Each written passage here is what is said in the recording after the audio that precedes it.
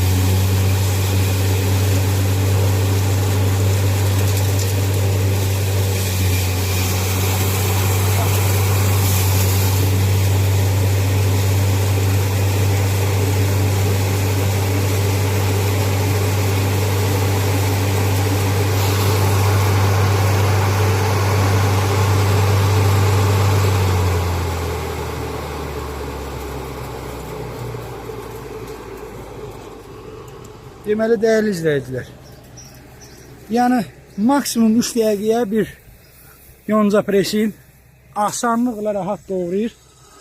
Ələk, quzu ələyi, yani iri buynuzlu heyvana da bundan versəz daha yaxşı.